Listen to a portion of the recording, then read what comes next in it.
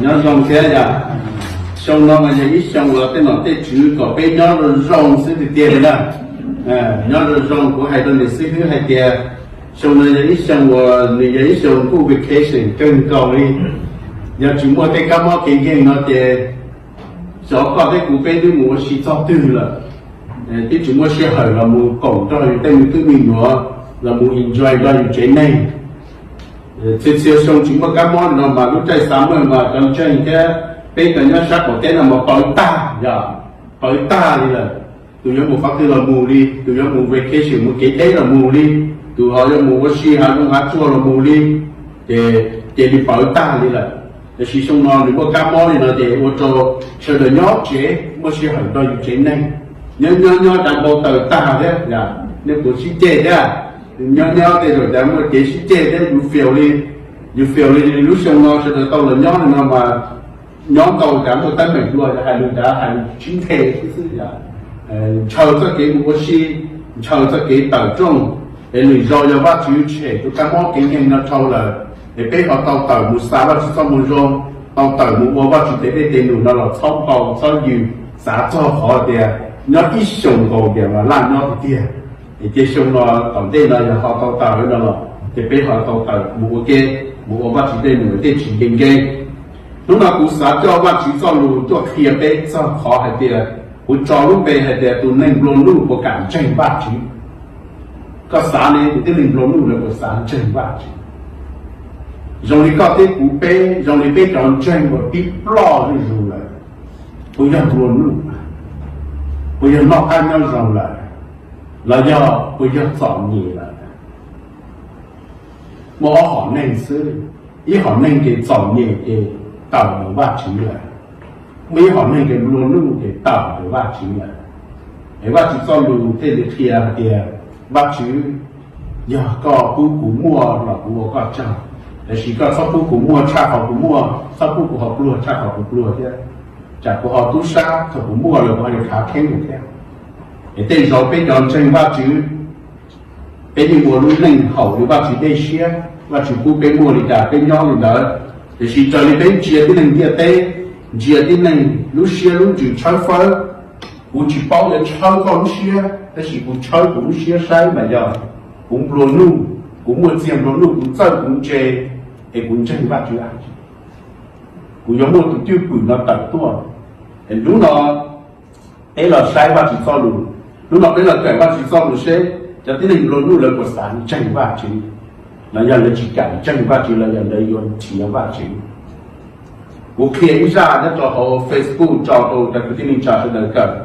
cũng sẽ chỉ khi cho tới nên luôn luôn tranh ba chữ cả sẽ chỉ khi direct một tổ chức tranh ba chữ hoặc者是tranh ba chữ này cho nên mua tiền luôn mua số mua mình là của hai cho lấy nó hay kia tranh ba chữ ta họ lúc cái tên nó đây nhưng mua tiền luôn đây nhưng chữ chia đây nhưng mua số mua mình là giờ nên tranh ba chữ nu ở bên cạnh lúc cái tên là mùi nên còn một ba chữ nhỏ để nên một tàu sông cái ba chữ cái chờ để trong bộ đi qua nên dân tan thọ chỉ giờ họ chỉ mua ba chữ nó là bây giờ là tua một ta đi là nên những dân những gì là họ lúc cái là nên cái mua số mua bể nên cái giờ những chế mua tiền luôn họ lúc cái là giờ mua pro đi bé để bé kinh doanh ba chữ giờ chỉ mua ba chữ tiền bé giờ cho công bình cha bé cái cảnh tranh ba chữ để lúc nào bé là một cỡ giờ ba chữ sau lúc của kia bé là tiền tụi nên luôn luôn của cảnh tranh ba chữ để giờ tụi cái này luôn luôn của sản tranh ba chữ còn ta phải cái nhìn nhất là bên này của họ cái sự cũng cho nên bên nhìn cô sầu cái cổ trâu lọ nên mua bán chỉ sau luôn bên phù một cho họ mà thái mà tiêu chặt từ cổ chúa để bên sai được cái cổ trâu một cái cho nên của họ với dùng gì cho cái mặt cờ kia để rồi nên những cái này phao thì sự cũng cái này phao tiền sự tiêu luôn chia sẻ cái cờ kia nữa nhưng hai lần này hai tiền nhất là cái cổ trâu mua hai tiền bây giờ mấy tổ chức này tổ chúa Giêsu nếu nông Giêsu hay là sư tử cũng có chủ nhà đã chỉ từ rộng và chúng thế thì bố cho hiện tế mình chỉ cho cũ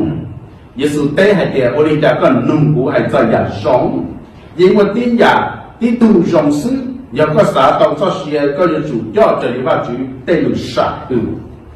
tụi tới cho nông Giêsu hay là 我里爱要对对路啥的得，耶稣对还跌，要对对我还跌，至少多年，至少对路保罗子，至少我都杀，至少我抵抗竞争，有主路对这说一样的路嘅，都路的对还跌。但是我个系个我对照窗嘅啲事落嚟，我最多做過日對天，耶穌係個人係啲，有個啥我能上更高，個叫你找我摸一個只有個摸啲事，天摸的人的快樂的能不啊，再個要到摸咗人嘅錢要上面點稱，大家對個叫你找我摸不到脱地，頭都亂的攞耶穌係你攞大，你就到了。你有些个你的话，你更加一个内容论路，哎，这考完局了。这个完局，我知道我搞不背，大家搞多背，搞懂那么多天。头背大搞鸟头，个造路喏，头个抓背，个八背，个九背，个背刀刀，人家背个企业是给头个轮背背带头，阿门。入邊人會種子種雜家嘛，主耶穌係嗰個貼地的嗰啲嚟嘅種嘅就主耶穌摸對人嘅嗰個比係做來啲就啲人亂路誒，有冇話錢得長時，有啲話錢就假亂拎嘛，如果講你幾年錯假你就學工嘅呢？誒，你個到擺對人錯人家個學工嘅。trái này từ cái cam nó khó có người yêu ban đầu yêu giá nó mà yêu lâu rồi mà yêu cho nên sống cho sống khó công nữa rồi nè,但是嘛，主耶穌係路對咗啲人，就啲人我摸嘢摸這樣弄摸什麼咩？有啲你拿嘅話就追公大，話就假公大那嘅就摸了，人家被山人的那嘛嘅。我一度在啲人邊度人我弄嘛，你都做主耶穌嘛，你都討厭用的主耶穌呢，你都討厭用的嘛，你弄主耶穌的都煮了有時候，高樣都那我們先用，誒，古有我哋講的到做先嚟聽你知，嘅主耶穌的係嗰啲嘅，都我摸可用只有古，啲東西我可用是我要話就是，我講嗰都弄咗可用的。也别晒吧，至少如果被到了的，有啲人摸这样路路嘛，我摸一度对摸路你好在来啥多嘛，你啥是嘛？个啥的也个摸这样路，个有一种人摸说摸背，这一种人摸捏摸这，个不啥多嘛？都有那些你摸捏来，你多嘛？你多讨啊，你讨多来。你对机器是嘛？你弄机器的，我啥到一样用的，搞得好多也都能摸好用啊。嗱嗱，亦主要是嘅，把主要都好用嘅啦，一個啥又好用，一個要做多進在你把主對路啥不這嘅，個都好用嘅啦，因為嘅也要好對嘛，我對教了呢，主要是係嘅，個要做至少個都啥都嘢，至少你落包落紙，至少係用得，啲至少多呢，個要做路啊，做路能至少你個路個你嘅嘅，個都好用的是。也都不弄的还的，这个不对照顾头了没有？哎，说好对几天，哎，就是的，要人的叫，他们这摸的我个摸摸哎，要么不的个造孽的，到很容个这都造些，到他那个都照顾我都去得是，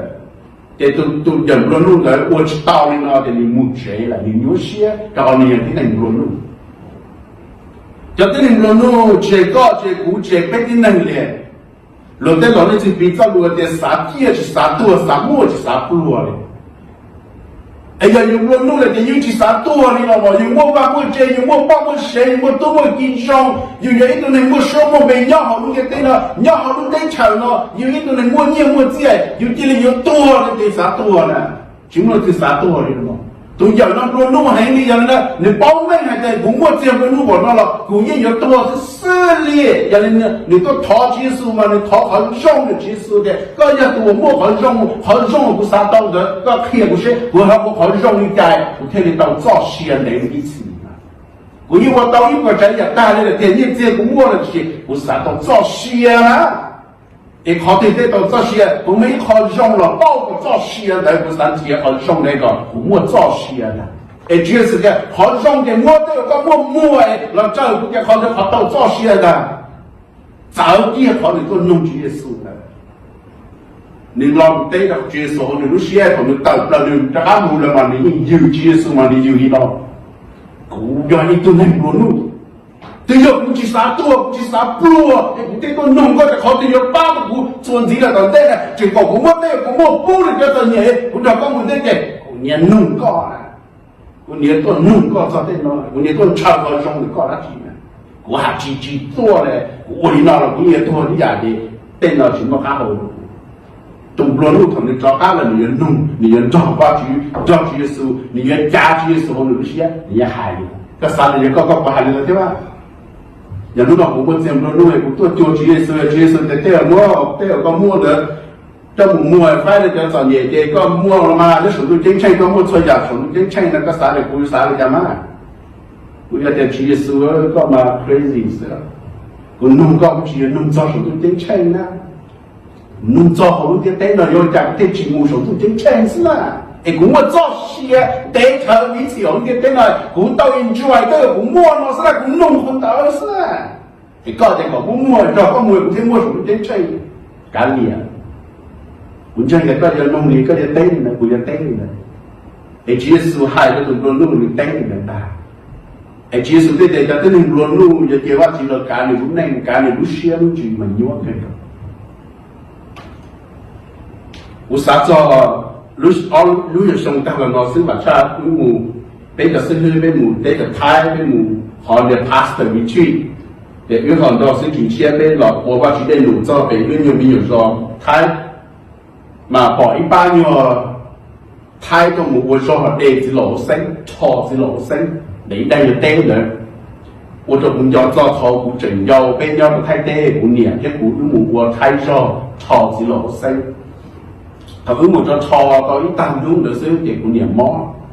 结果你今天我们报去300，结果你超到的话，可能不成每天不就要找给能老师，结果还是过年的要在搞去超子老师了，咁嘛过年晒头啊，人我找子老师就超给报的子老师就偏难的，要的这人过年你也晒他们跟的。我读完些抄的工业能导致了我啥晒，他不必抄的出来，就是老生带掉的是那个工业出来。我那工业我绕，也工业给你去300，我们还在做太下的工业毛了，工业个啥个体验的工业越用钱，太的那就我太用哦，你忙碌了，别忙碌啊，别只忙什么啊，只忙光单啊，忙碌啊。mà nếu một cái tay nếu mà cụ thể muốn nhiều con gì đấy nữa cho họ lên sân được chừng qua này để nên chơi một chơi cụ thể nên mà chỉ to cụ thể để chỉ cụ nhiều mỏ rồi còn muốn thì đã ví dụ để sử dụng một chơi để thay cái mua cho nên chỉ cho có thể có tăng được cụ nhiều để giờ nên cho một năm ba chỉ mua đồ thay cụ trái cho nên thay để cụ thọ ở bên lúc tụ cái nó đấy cụ tàu thay để khai mà khai đâu nên để cho nó lo số đó mới ai vào chuyện lo được cái khai lên đây也我们这个一段人的这个生活的要偏南嘛，头就去切的，个叫了好多我们我们多个长老嘛，干更多的，个我多大概就我几件子个，啊，干不掉嘞。在过年里头看头那个故事的就早年嘛，我里头是，头先话开我在开的，搞一般就开个我开上超子老生，那么下冷。nó kia là đánh cho tế tới tôi phải khẩu kế mà nó khi nó nhận nó phở thì mấy tôi có thay tôi cho nó phở nó là kế để chứ check lại cái là nó phở tại của mình đó để như thay cho gì lộ xanh này để nên mua cái chân lên để cái mua xả lên nên cho mỏ có tao là nên mỏ nu cái mỏ nu cho gì lộ xanh cho bớt nó số tu chữ tế với cái nên của nó mỏ chỉ tao cái có một cá sư mà nó cũng cái nó mỏ tu chữ tế cũng cái nó mỏ thì cũng cho các là nó về lúc chế tôi phở nó có lại là tôi qua thay về nó là tiền có cho phở của yuan xa tài đó của thể có xa tài phở đó để biết cho cái trái còn đã nó mỏ là có một hai cái lớn lon nó lấy lên tay phở nó cũng thể đó là xa tụ đá này xa tụ tế đã xa tụ của giòn là có chỉ có bao là cái gì mà cũng tôi muốn cho nó thẳng nó mới xa lên này cũng chỉ có kia lời thế đó có cho kia lời thế đó cũng thể có của xa tài phở cũng rồi nó này để phải tay nó lọ chế cũng chỉ đi lọ chỉ là thế có một hai đứa nói thì cú nó đau đó là chỉ cũng chỉ học thì trong đấy thế thế thì cứ chỉ dùng một hai cái lời kìa cũng tôi muốn thể phở này đó nên muốn nó cứ sao mà surprise lời chẳng thể nó phải đi cứ qua khai cũng muốn kìa mà này nó phải đến nó phở là trên lấy xã chỉ thông thì trả tiền là nó rằng là tới lên tay phải nó đi tiền ngoài đó tôi qua khai là cũng thể bé tay extra chứ do là cái lời trả bé lấy thì của bé tay đâu là giờ lời chỉ trả thì bé tay thì có liền này我这样东西呢，如果啥做的，你如果那别个的人路你晒了就好 YouTube， 就好 Facebook 嘛，有的人我见路路接的钱咯，的钱咯，这钱他的钱丢干了的，我那我好嘛，你哭你给人碰见都闹死，有我到单你如果搞一波的那，我靠帮用高手的钱，你红你给人碰见都这，靠帮闹死。我为了些啥了呢？我价格就不好，就是造孽，让你搞路线路上。mình xì cho người kia ít biết cái tuần nào cũng nó không có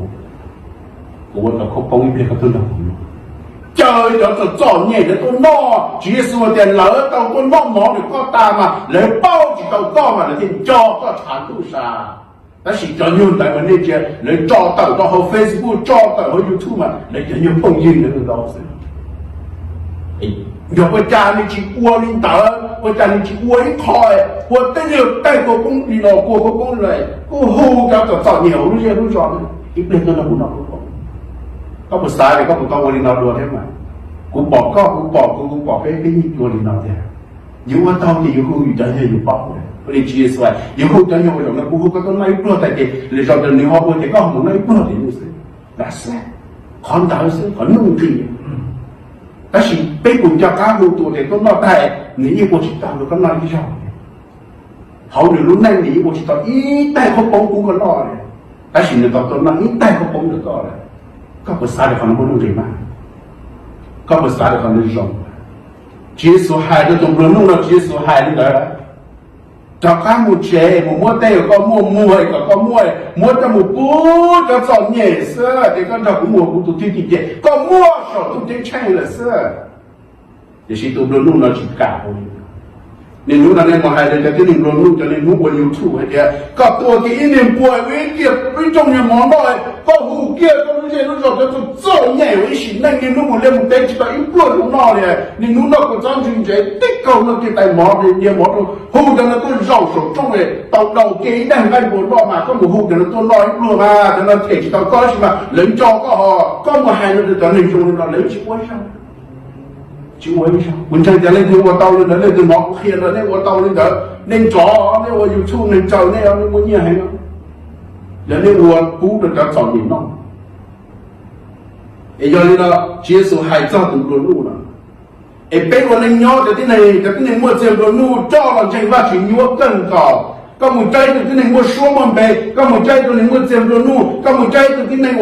qua lúc này đi xong rồi còn là sai cho bạn chỉ mà nhau cần rồi所以来比较人话举头被龙人话举高的古被一接的那些做创业的呀，一接的那种落的呀，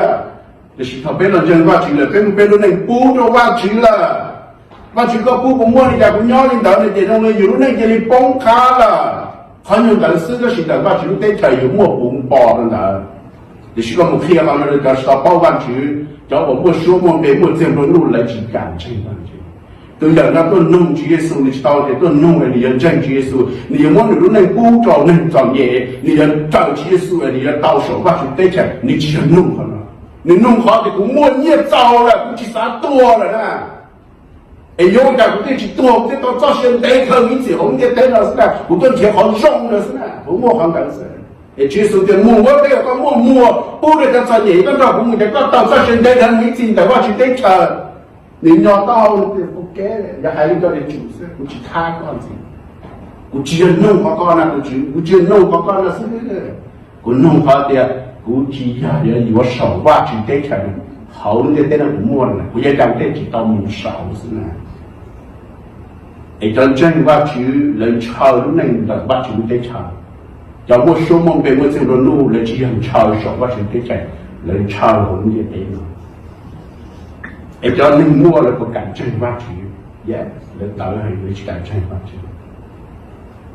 Ấy cho nên bây giờ hiện cạnh tranh phát triển bố bây giờ này trong cái cả bây giờ chủ giàu xe đó hơn rồi,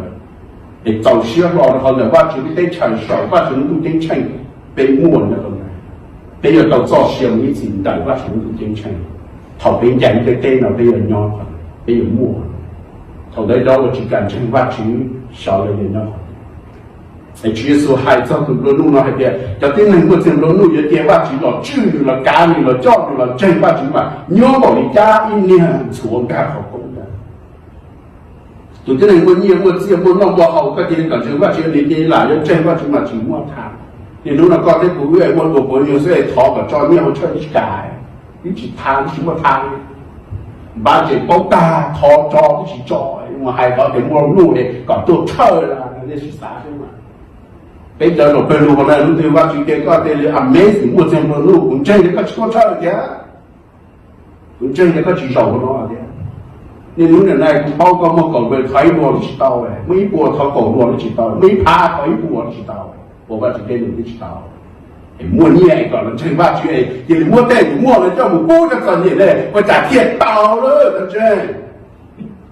và trả thiệt ô tàu thì nó là nó đấy ô tàu thì thấy là bị than rồi chỉ một kế rồi để chỉ số để tụi nên mua chỉ tàu tụi nên mua tụi nên chỉ cả ô thì tụi nên mua sữa mà我只包个不摸，这些个只干我这个摸是了嘛，我做口这个摸你也是了嘛。giờ có chỉ cả xa và chỉ ta muốn dùng bố để cái trò nhẹ mà vì con mua đấy còn xa có muốn dùng cho cho nên trò nhẹ mà nó cao dài thì cái giờ tụi mua nuôi là xưa mà cái giờ tụi chỉ xa tua xưa mà cái giờ chỉ xa một chút cái chen xưa mà để chỉ có mua đi ta là cái đầu tiên xa quan trọng xa luôn của chế xa và chúng ta muốn dùng muốn bảo lên đây thì cái giờ tụi giờ mua sử dụng cái chen xưa mà là có cản trở chỉ sử dụng xưa mà thằng đó xưa mà bên này nuôi bênนู้นนั่งกับbên bây giờวัวนี่ตูอย่ารู้nuôiสู้ชีวัวกูเจ๊เลยก็อย่าวัวตูละแต่เจ้าผมว่าเราจะมุ่งพูดกันต่อเนื่องมาคุณเจ้าเนี่ยเป็นเรื่องว่าจริงเป็นมุสลิมต้องมุ่งลงซาเป็นต่อเนื่องได้ละเป็นเจ้าเนี่ยเจสุเนี่ยเป็นอยู่มั่วว่าจริงเป็นชาเป็นอ้วกนั่นสิอย่างก็ยังตัวจริงกับวัวว่าจริงเต้นอยู่เราเนี่ยเต้นก็มั่วเอกก็ยังไม่รู้สิcái đó cái sao thì tôi cho nó mà luôn nung nữa đừng có chạy trong miếng là nền xưa đừng có chạy trong miếng là xưa mà nên đó cho chạy được sống còn xưa mà nếu luôn nung cơn người thì chỉ cần chơi qua chữ để chỉ qua chữ sao luôn hai chơi đi hai đấy tôi chơi qua chữ nhập vào được cũng là chỉ số hai cái lúc cái tin linh cha luôn thắp một tôi sao tôi nhiều thắp đến là bao giờ chính xác hai một đàn là ai cũng chú ấy cũng tôi quan tên là ta đi mò cũng tin cho thì nó thì thay là mình chơi đó mình chơi ba chữ đó mình bao cái chữ cái trái đó mình bao tin nó đó mình tin qua lên đó là nó đó anh chỉ số thì giờ có tin bao tôi vẫn là ta này thế mình muốn đây có mua này ta một bút thì ta phải để con tròn của một tôi thi cái có thể tàu được tôi tiến tranh chỉ số hai con tôi tiến tranh là đó cho nó chỉ cả này đó giờ hai sao con cái này một tí chỉ sao một tí tiến tranh này một sao tua này với cả cái tàu một sao tua thế nào nên lúc nào con nung con đấy cái giờ đầu tiên là ấy còn linh bây giờ nó sẽ giờ chúng nó chỉ xoay có thể mua tê có mua mấy không mua một cái tiền đủ một cú cho trò nhẹ mua tê giàu có chỉ xí là mua cho một cú cho chơi cho một rau để cú cho chơi cái chỉ cả đi rồi lúc nào tên điện gì đểซื้อเลยอยากแกก็một món nàyอยากของมันcho chơi xong rồi chơi thì chỉ vừa là thâu có chơi chỉ cả cho nên có cái chuối xong rồi thì cũng cú lại mà nó tại cho chua cứ bỏ vào trên à rồi trên xong rồi nó lò thì tôi tại cho chua nó tăng tại vào trên thì xong chuyện đó chồng không tiêu bên thầu bên và chỉ xả tàu có lúc này xả tàu tê của con mua thì có cả của đồ văn chỉ để theo dân tiểu dân cũng tôi tiến tranh này nó chọn chỉ sự ta để xíu cả chỉ cả của cái chỉ chua khẩu chỉ cả sôi và chỉ đểก็ยอดตุ่นลุ่นมาซื้อเป็นยอดตุ่นลุ่นมาซื้อเป็นที่จิกาวัวซื้อเห็นนู้นนอถอมันจุดป้าก็เขาจุดป้าก็เป็นท่อยอดตุ่นนอเป็นยอดตุ่นแต่มัวแต่ว่าจิปูเป็นมัวปูจองเป็นหนึ่งปูป้าจองเป็นหนึ่งปูจอมซาว่าจิจอมมันจองเป็นใจจีสุไอ้นู้นตื่นแต่เขาลุ้นเต้นมาเป็นอย่างป้องเป็นหรอเป็นอย่างจ่าเป็นสภาพจิปูที่ใช่ไอ้ถามว่าจุดแก่ไอ้ตัววันชีเปลก็เช่าก็ผู้เป็นนอกการยังหลงกระจอกเป็นกระตุกเตะแค่เหินก่อนลูกหนอก็ผู้เป็นเต่ากระจอกหนูท้อก็กระจอกหนูลูกหนอเป็นเฉลยกาเชียเป็นเต่า